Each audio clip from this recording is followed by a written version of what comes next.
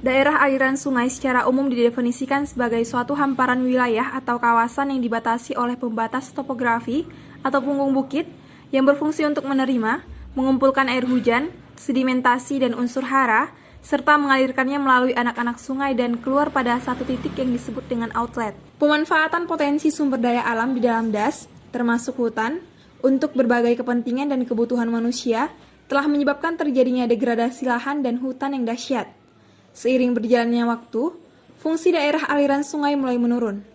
Penurunan fungsi tersebut disebabkan oleh beberapa hal, antara lain kegiatan deforestasi, penebangan hutan secara liar, dan sistem pertanian yang tidak ramah lingkungan. Penurunan fungsi das tidak boleh terus dibiarkan, mengingat fungsi das sangat berguna bagi kehidupan manusia atau masyarakat. Das berperan penting dalam menjaga lingkungan dan menyediakan kebutuhan air bagi masyarakat. Selain itu, das juga berperan menjaga kualitas air, mencegah banjir dan kekeringan saat musim hujan dan kemarau, serta mengurangi aliran massa tanah dari hulu ke hilir. Agar penurunan fungsi das tidak terus terjadi, maka harus dilakukan upaya untuk menjaga dan melestarikan kondisi das, salah satunya dengan cara konservasi das.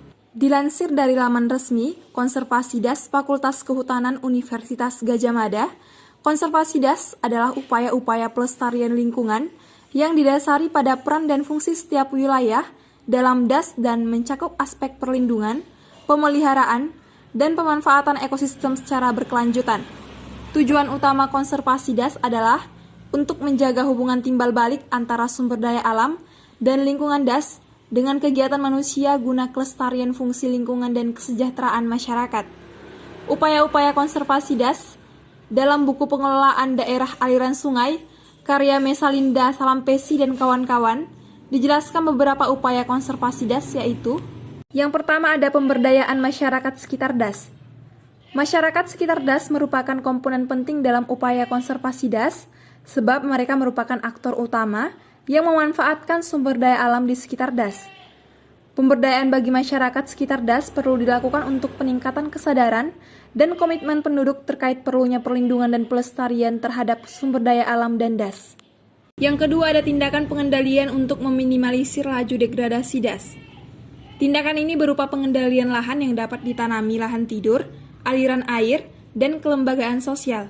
Selain itu, tindakan pengendalian juga menyangkut perbaikan sumber daya alam seperti penanaman pohon, penanaman tanaman semusim, dan perlindungan hutan dan air. Yang ketiga, ada pengelolaan sumber daya alam lahan, hutan, dan air. Sumber daya alam lahan, hutan, dan air berkaitan erat dengan das.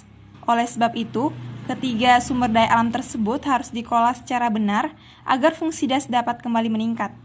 Pengelolaan sumber daya lahan dapat dilakukan dengan 3 metode, yaitu metode agronomis, pengelolaan tanah, dan mekanik. Pengelolaan sumber daya air dapat dilakukan dengan cara penggunaan sistem irigasi drip, penanaman bersistem tada hujan, peningkatan penggunaan air tanah dan air permukaan secara efisien. Sementara itu, pengelolaan sumber daya hutan dapat dilakukan dengan cara melaksanakan reboisasi, hutan lestari, dan sistem tebang pilih.